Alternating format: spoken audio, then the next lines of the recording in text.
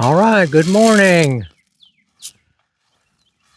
and greetings from South Georgia, USA.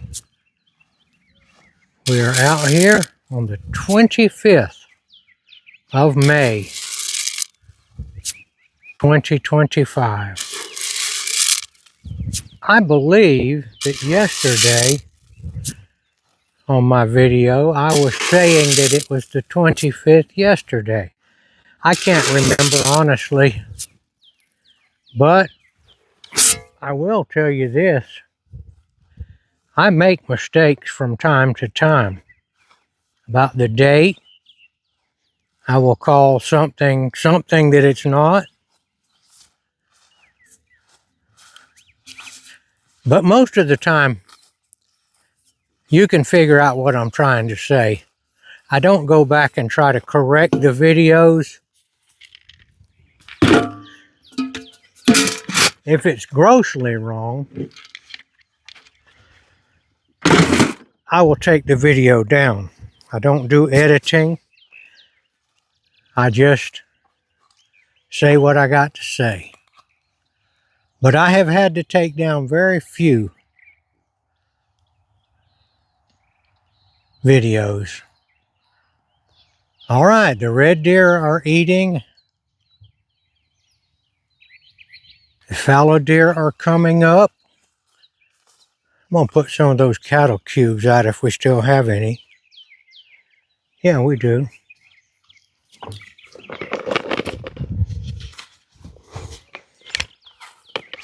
These are called cattle cubes. They seem to like them.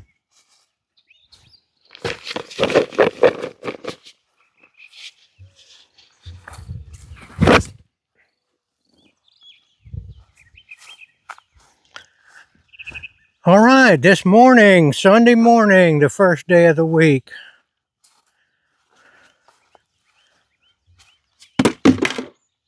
I have been contemplating what to talk about this morning in my capacity of my job, which is to declare the name of Jesus Christ before men. Here comes a fallow deer up over here, Debbie. See there? He's running up. But what I've decided on is I'm going to read from the most astounding book in the Bible. And it is the book of John in the New Testament. And I'm going to read the story of a man born blind. I may try to expound on it, and I may not. But I will say before I read it that this man, I'll tell you before, this man represents all of us. We were all born blind. That is, blind to God. Nobody can see God unless God opens his eyes. And that's what the Bible teaches.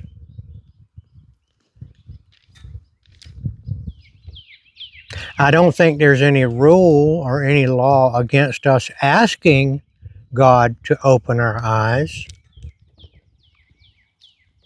But of course, if you say that there is no God, it's very unlikely that you're going to ask God to open your eyes, because that would be, you would be admitting that you don't know what's going on. And people that don't believe in God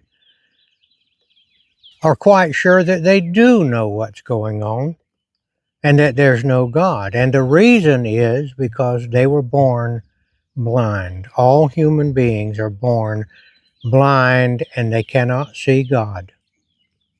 So this story of the man born blind is a true story, but it also teaches a spiritual lesson.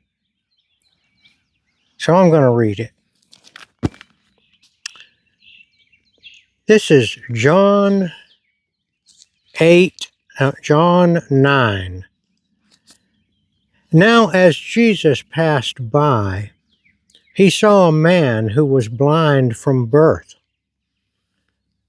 And his disciples asked him, saying, Rabbi, who sinned, this man or his parents, that he was born blind?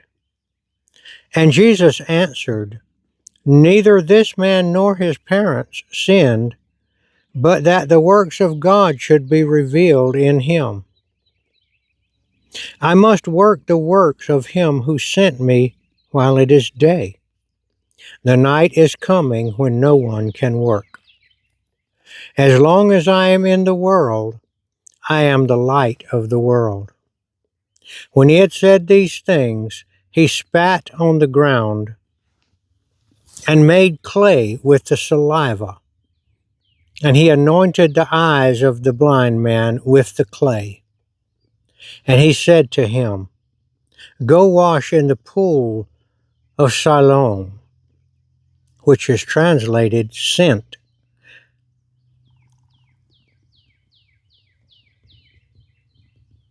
So he went and washed and came back seeing. Therefore the neighbors and those who previously had seen that he was blind said, Is not this he who sat and begged? Some said, This is he. Others said, He is like him.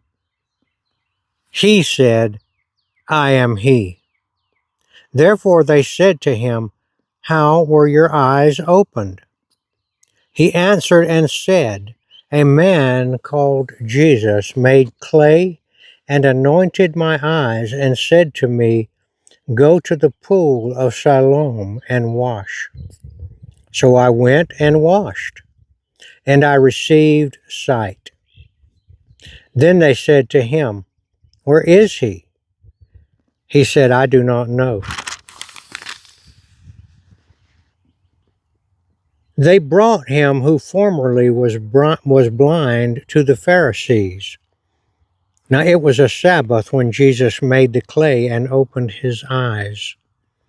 Then the Pharisees also asked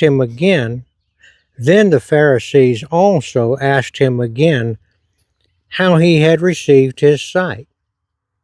He said to them, He put clay on my eyes, and I washed, and I see. Therefore some of the Pharisees said, This man is not from God, because he does not keep the Sabbath. Others said, How can a man who is a sinner do such things? And there was a division among them. They said to the blind man again, What do you say about him because he opened your eyes? He said, He is a prophet.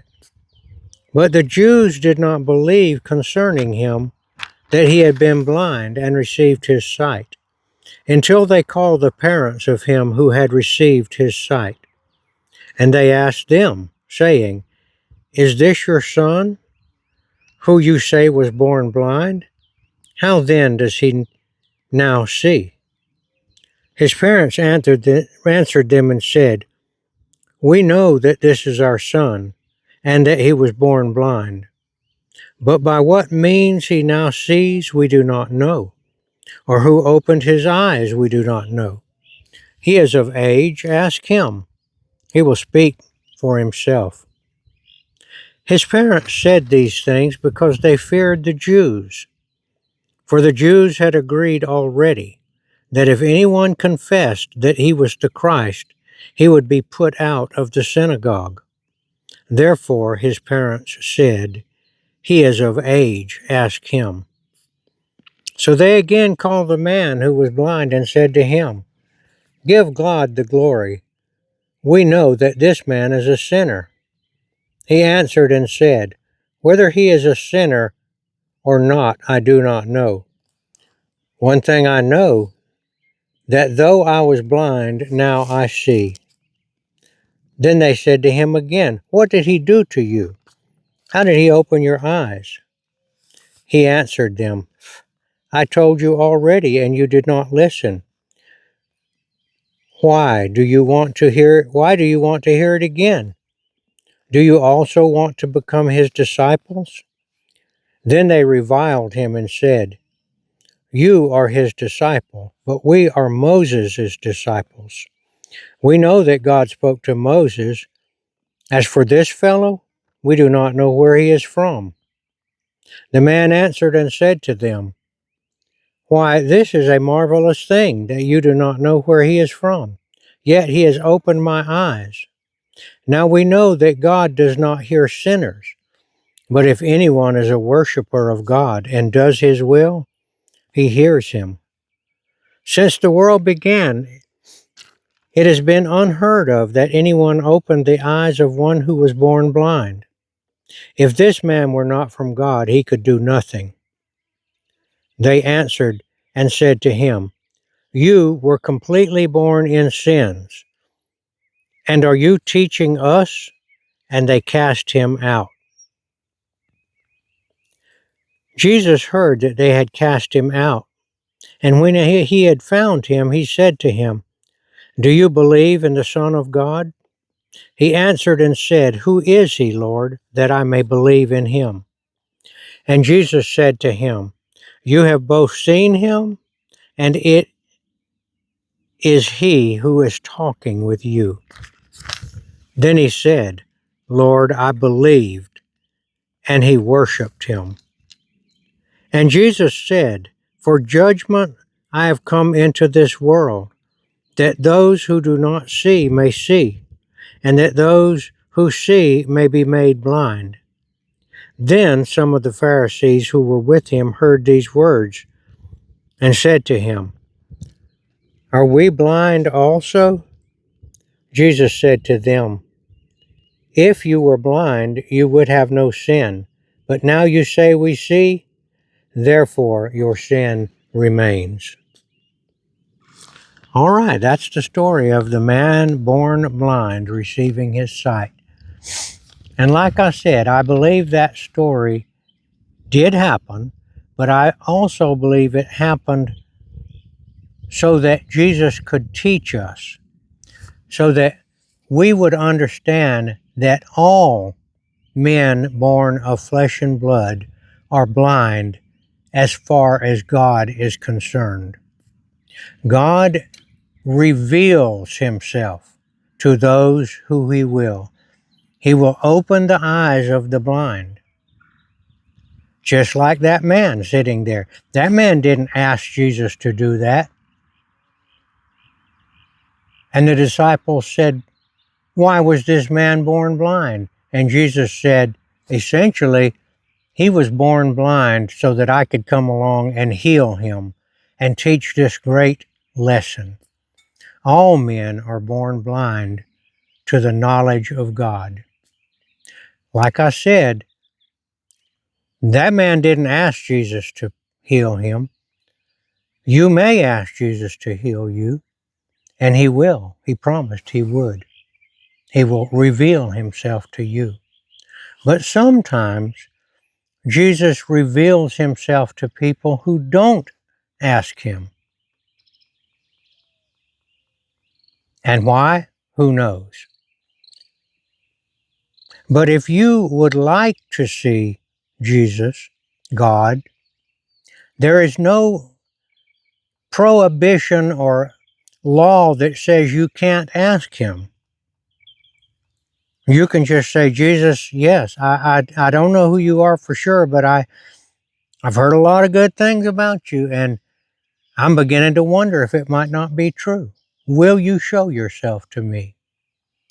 But as I said before, it is very difficult for a man that trusts in his own flesh and blood to ask Jesus to save him, because he would have to then admit that he doesn't know everything. And the flesh and blood man essentially is his own God. And God made him that way too. But through the miraculous salvation of Jesus, sometimes he reveals himself to people, and sometimes people ask him.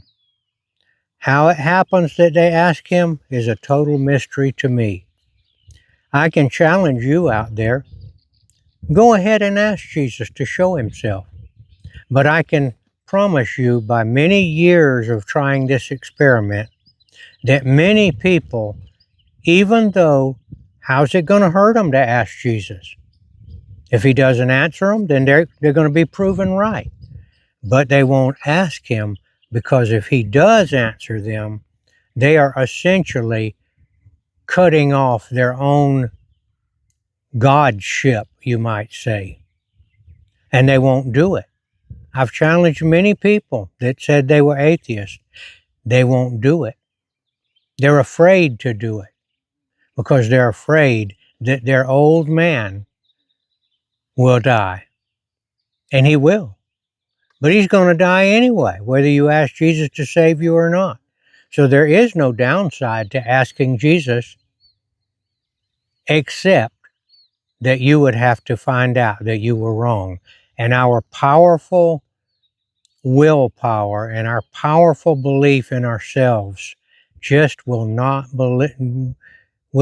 allow us to do that unless somehow Jesus opens our eyes like that man. That man was just sitting there minding his own business, holding his tin cup out. And sometimes Jesus will walk up to people and open their eyes, and sometimes I believe he will cause you to ask him to save you. All right, that's the lesson this morning. I thank you for watching. We're going to say the Lord's Prayer now and end this video on this glorious day of the 25th of May, 2025. Am I right about the date now? Okay.